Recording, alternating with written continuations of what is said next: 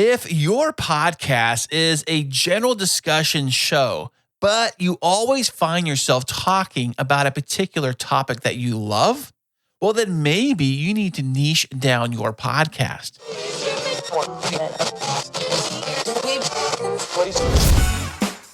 Sound matters. Be heard. Welcome to the podcast where you get exclusive behind-the-scenes tips to make your own show sound truly spectacular. This is Podtastic Audio. Hey, what's happening? How are you doing today?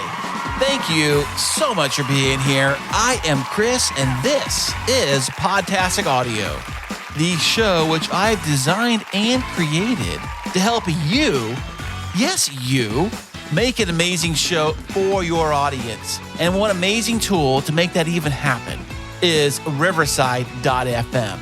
Today's episode is brought to you by Riverside. Say goodbye to audio headaches with crystal clear studio quality recordings, no matter where in the world your guests are at. With Riverside.fm, you get local audio and video streams from each participant's device, up to 4K, baby, ensuring top-notch visual and sound every single time. It's easy too. All you gotta do is share a link, your guests click it, they join, it's good to go. Plus, you can live stream your recordings and even edit them right on the platform, which makes it a one-stop shop for podcasting. Riverside.fm automatically creates magic clips so you can post these on social media. I'm talking like the Instagram Reels, TikTok videos, YouTube Shorts, things like that automatically using AI. It's amazing. Visit Riverside.fm today and transform your podcasting experience from good to amazing. Get 15% off by using promo code Podtastic. That's Riverside.fm, where your podcast sounds as good as it should.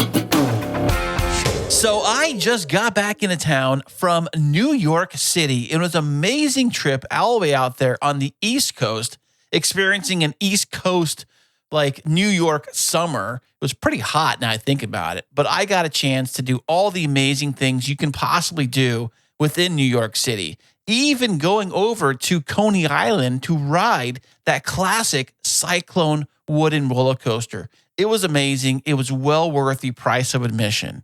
And while I'm out there in New York City doing all the sights and all the tourist stuff you could possibly can do in the city, I was taking lots of pictures with my iPhone. I think with the family of us, we put all of our photos into a group like iPhone photos folder. And that folder, I believe, had somewhere in the ballpark of 1,000 photos, not including any of the footage that I shot with my GoPro camera. I took around the city and the different sites and things. We went to the Statue of Liberty. We saw the Empire State Building. We caught a Mets versus Yankees baseball game while we were out there. That was amazing. I got to ride the subway for the first time ever. Lots of cool things we did while we were out there. And it got me thinking that possibly, maybe, since I love traveling so much, and I love documenting all this stuff so much, and I love content creation so much, why don't I start a YouTube channel based on video, like vlogging, travel blog, traveling, things like that. Now, nothing is set in stone. This is just an idea that I had. I've kind of had this idea for a while. But when it comes to travel, you see these travel YouTubers and all these travel content creators, it takes time and money. Lots of time and lots of money to be able to even do something like that. But whether you are a YouTuber doing video-only content or an audio-only podcast like this one right here, you have to decide, who is my target audience? Like, who is this for, and why would they listen? A lot of shows fall into the trap of creating a general discussion show. It's a show with friends talking about fun stuff we do or we like to talk about. It's a general discussion show, or even maybe if you do interviews, like if you're an interview-only show, you will interview a variety of people from all walks of life talking about a variety of things. You could have, I don't know, maybe an author on one day. You could have a sports expert on the next day. You could have, somebody who's a doctor one day or something. The list goes on and on. people do it all the time. And for some reason, that style became incredibly popular. And I think a lot of the blame comes to listening to regular morning radio. I listen to a ton of morning radio. In fact, when I started the Chris and Christine show, I try to outline and mimic the morning radio style. And that's why the show kind of sounded that way and it kind of flowed the same way, because I was trying to mimic what I heard on morning radio. They have to keep you engaged and entertained for the morning drive or even a few minutes in the morning. They know that not everybody listens from 6 a.m. to 10 a.m. every single day all the way through. They know that. And they're competing with all the other local morning shows that are on at the exact same time. So morning radio is constantly playing this game of, look over here, look what we got, check this out, this flashy thing here, this new thing coming up here, check this out, flashy, flashy, flashy. Because in that moment, they know they only have a few minutes, maybe a few seconds to catch your attention, to get you to listen. Podcasting is not like that at all. A listener finds your show either word of mouth or through something on social media that caught their eye, or maybe they were mentioned in an article or something like that. But it's definitely something that was in your podcast, something that your podcast is about, talking about a topic that they care about, that they want to learn more about. That's how they discover your show. That's how they find your show, listen, and subscribe. So today we're talking about the value of niche podcasting, or even with YouTube too. We're not discriminating between YouTube, but this is about podcasting. And today we're talking exclusively about having a niche podcast rather than the general talk about general things to everybody, anybody that walks on earth kind of a show. Then you are going to have to understand what it means to have a niche podcast. Now, niche podcasting basically means that your show is going to be different than the general discussion about anything and everything. When a listener comes to your show and they press play on your show, they already know what they're going to expect. They already know a general idea of what the topic is without even have to read your title of your episode. That is niche podcasting. So if I was going to create that YouTube travel vlogging show, then I would have to decide what kind of stuff would I film and where would it be about and how would I niche down the content. Now, I could film beach city stuff. I could film desert city stuff. I could film possibly old towns, new towns, major cities, off the grid cities. If I narrow it down, there's a good chance it would find my unique audience. And that is the benefit of having a niched down show. You increase listener loyalty and engagement because whatever it is you are doing is specifically what they're looking for. This also creates amazing opportunities for monetization and sponsorships. It's also easier to establish an authority and credibility, especially if you are the one doing all the content, not you bringing in a guest who is the expert. If you are the expert and you niche down within that topic, they come to you because they know that you are focused, that you can deliver amazing content just by yourself without a crutch of a guest, but just you can deliver amazing content around that particular niche that they came for. Okay, so you're saying, hey, Chris, I already have my show. Like, I want to narrow it down. I want to niche it down, but I've been doing the show for 200 episodes right now the same way. What do I do? How do I take that and narrow it down? Because my show's so broad already. Well, don't worry. We're here to help you out. Here's what you got to do. Step one is you have to physically review your current content.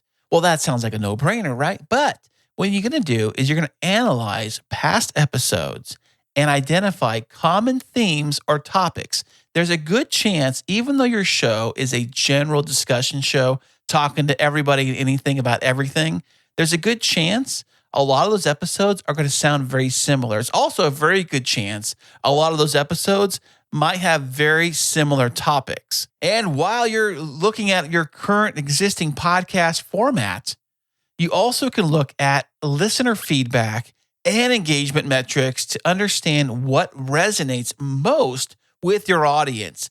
Find the episodes that have the biggest numbers, the biggest download numbers, and maybe the episodes that have people saying, hey, I really like that episode. It was a great one. I know this takes a lot of work if you have like 300, 400 episodes to go through, but it'll be well worth it if you can go through and find out which episodes people actually like, because those are the episodes that possibly you should be making. Now, feeding right off of that, you also want to identify your own passion and expertise. Now, you can't say that I don't know anything, I'm not good at anything, I'm not passionate about anything, that's why I bring everybody else on. I don't believe that at all. If you bring people on, there's a reason why you bring them on as a guest. And if you can figure out what you are good at, the things that interest you particularly, you want to reflect maybe on topics that you are most passionate about and most knowledgeable about. You got to know something about something. And consider how these topics align with your current content and audience interests. Okay, so once you have that figured out, I guess the hard part really is trying to figure out which niche your show should be in. So what you probably should do is actually brainstorm potential niches. Maybe create a list of possible niches based on your passion and expertise, because you can probably whittle down what the things that you were into. Like, say, for example, you're into comic books, or maybe you're into tennis or whatever, things of that sort. There's got to be a way to whittle down your show into a particular niche. Maybe research the market and evaluate the competition. Listen to other shows and see if there's actually a demand for the niche that you're good at. If you know there's a million shows that talk about the latest Marvel movies or Star Wars movies or things like that, but you like movies, there are a lot of sub-niches within the movie industry. Just today, I was watching the making of Independence Day, the movie, because I just watched it last night, because last night was the 4th of July. And I remember that they used a lot of miniatures in that movie. I think the whole movie was all miniatures, very little CGI, which is incredible. If you watch the special effects today, they still hold up pretty well. And the YouTube channel that I watched that on was not a general everything video show. It was a niche down video on a particular channel that dealt with movie model making, because that was what I was interested in. That was what I typed into the search bar in YouTube. Now, sometimes when we think if we niche down too small or too narrow, that we actually run out of things to talk about, because if you go down too low, you can go deep on a particular topic, but there's only so many of those topics to go around, because you kind of like eliminated everybody else. So you kind of want to ensure that the niche that you are talking about has enough depth to sustain long-term content creation. So here are some examples of transforming general podcasts into niche shows. So the first example I have here is, let's just say you have a general tech podcast to a cybersecurity focus. If the original format is like broad discussions on various technology topics, the new niche could be focus exclusively on cybersecurity, including interviews with experts, latest trends, and practical tips for businesses. Now, this is a niche down show, going from general discussion to laser focused. The next example I have here is, let's just say you're into fitness, but you have a general like fitness podcast.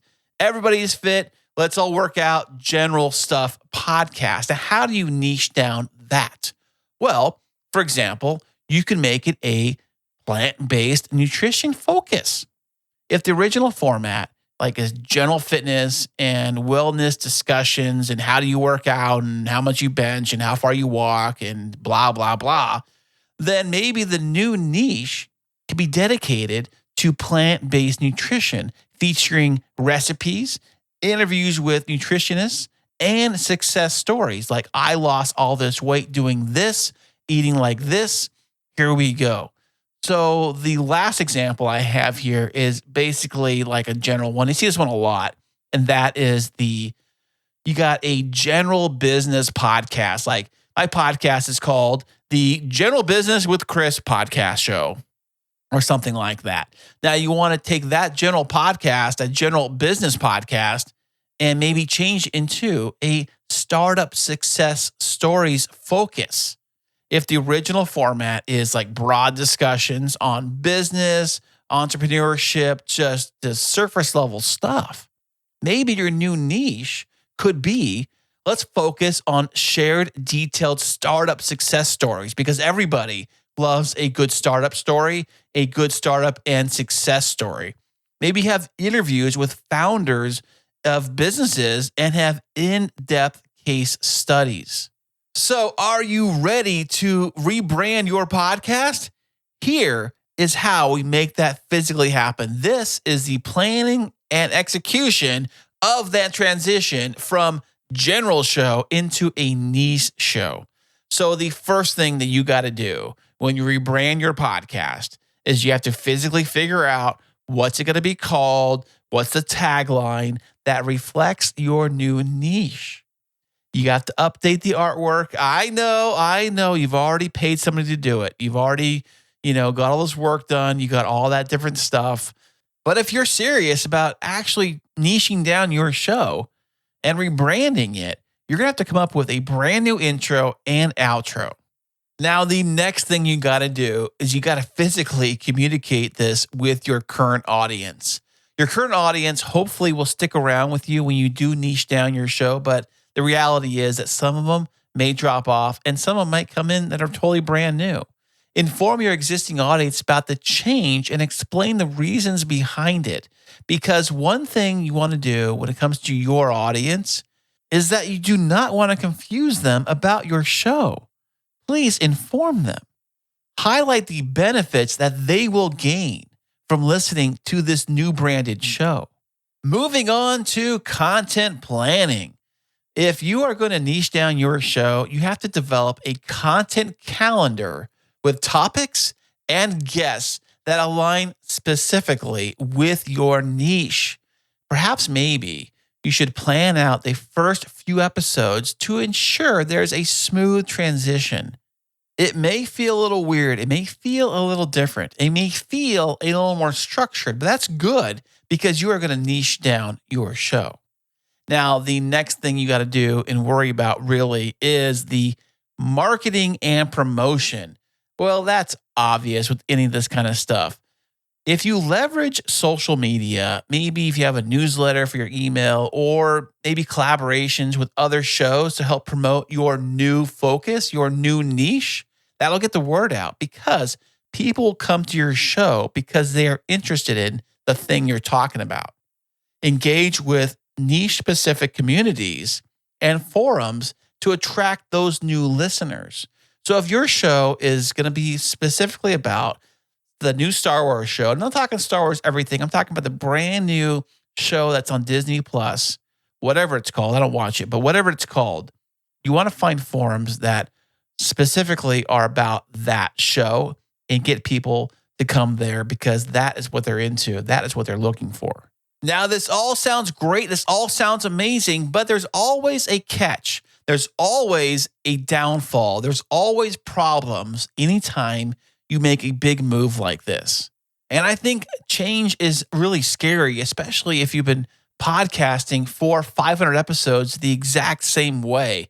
To completely change your format, to completely change everything and niche down is quite scary. I totally get it. It's always nerve-wracking to venture into something completely new because there's a few things you really have to concern yourself with when you do niche down your show. And that is dealing with initial listener drop-off. What? Yeah, I'm sorry to tell you this. But if you are doing an interview-only podcast, there's a good chance that was already happening. You see, when you interview a particular guest, those guest fans or people that are interested in that guest go to your episode. They press play. They listen to that episode. But there is a highly likelihood they don't stick around for the next guest because that next guest is somebody that they're not interested in talking about a topic they don't care about. So why would they stay for the next guest? But if you niche down your show, those who are particularly interested in the thing that you're talking about, they are going to come and stay for the next one and the next one and the next one because they came for that particular content. Another challenge you may encounter is maintaining consistency and quality.